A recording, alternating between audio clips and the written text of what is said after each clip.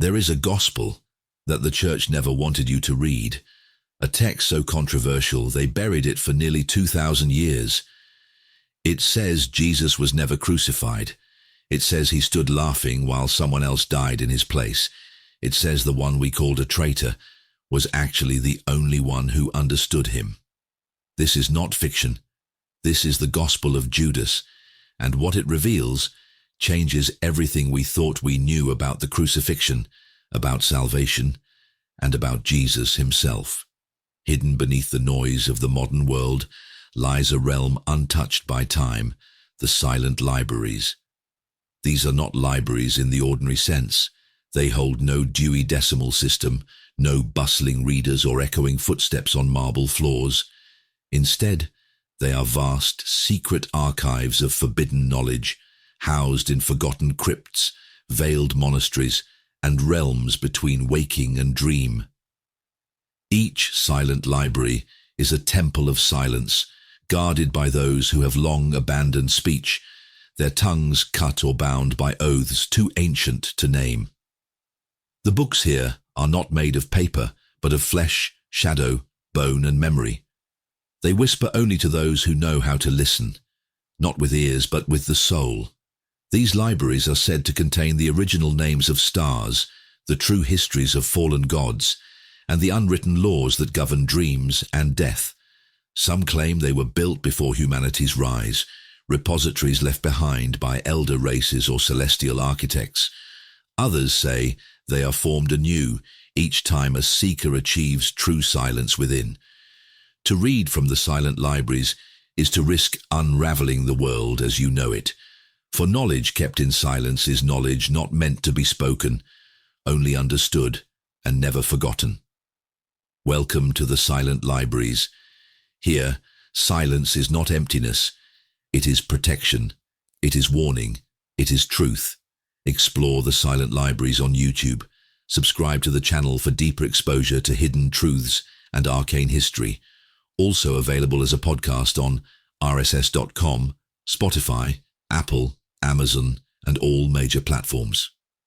The Lost Gospel returns, 1978, Egyptian desert, near El Minya. A farmer digging in limestone finds a sealed jar. Inside, a leather-bound codex, with pages made of papyrus, fragile, faded, but real. It passes through black markets, smugglers, private collectors, until 2001, when scholars finally obtain it. What they uncover is a gospel lost for centuries, never included in the Bible. A gospel written not by the church, but by rebels, mystics, those they called Gnostics. It is called the Gospel of Judas, and it doesn't tell the story of betrayal, it tells the story of initiation. And in it, Jesus speaks words the church could never allow. Jesus who laughs, he laughs, not out of cruelty, not at his disciples, but at the illusion. In this gospel, Jesus laughs during prayer rituals. He mocks animal sacrifice. He tells his disciples they follow the wrong God, a blind creator, a demiurge, not the true divine. And then he turns to Judas. You will surpass them all, for you will sacrifice the man that clothes me. What does he mean? Is Jesus saying he's not the body, that his flesh is only a garment? It's the Gnostic idea that spirit is trapped in matter, that the soul must be freed, not crucified. Who did they crucify? This is the twist, the mystery at the heart of the gospel. Jesus says, "You will sacrifice the man that clothes me," meaning the one who dies is not him. The Gnostic Jesus is untouched by pain, untouched by death. He watches the crucifixion as one might watch a play. And he laughs because they have no idea who they're killing. This idea wasn't new to Gnostics. Other Gospels hinted at it. The second treatise of the great Seth even says, "It was another who drank the gall and vinegar." To them, the crucifixion was a deception. The truth was hidden behind illusion, a spiritual jailbreak disguised as death. The church's dilemma: if this is true, then everything changes. The crucifixion is no longer a bloody sacrifice for sin. It's a trick, a lesson, not pain, but liberation. But the church needed obedience. It needed guilt and fear and redemption through blood. A laughing Jesus, a divine Judas, that was dangerous. And so, like many Gnostic texts, this gospel was branded heresy. It vanished into the sands of Egypt, along with it, an entirely different Christianity. The Gnostic vision, the laughing Savior. To understand why Jesus laughed, you have to understand how Gnostics saw the world. To them, the material world, everything you see, touch and suffer in, was a trap, not created by God, but by a false god, a lower being called the demiurge. This demiurge crafted the world like a prison, full of pain, death, lies and illusion. But the true divine? It was beyond matter, hidden, unseen, pure light. And Jesus, the real Jesus, came not to suffer, but to wake us up. That's why he laughed. Because he saw the world for what it was, a dream, a mirage, a veil. He laughed, not at our pain, but at our blindness. He came to bring gnosis, hidden knowledge, not belief, but direct knowing. Not follow me, but wake up. Judas, the illuminated one. Now we come to the most dangerous idea of all. Judas was chosen. In the Gospel of Judas, Jesus pulls him aside, not to scold, but to reveal. You will surpass them all, he says, because you will sacrifice the man that clothes me. Judas doesn't betray, he obeys. The others don't understand, but Judas is the only one willing to act. In Gnostic thought, this is the sign of an initiate, one who steps beyond morality into truth.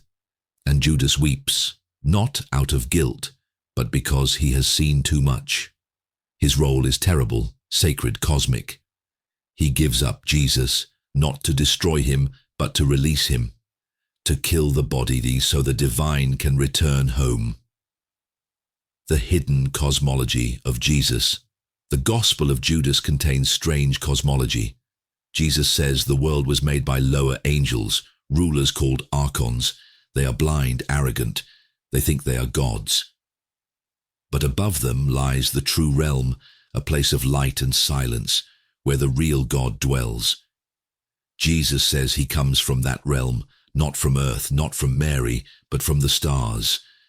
The archons try to trap him. They use priests, kings, temples, crosses, but they fail, because Jesus is not theirs.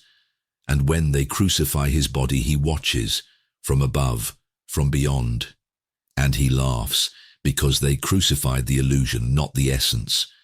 Suppression and the final secret. So why was this gospel silenced?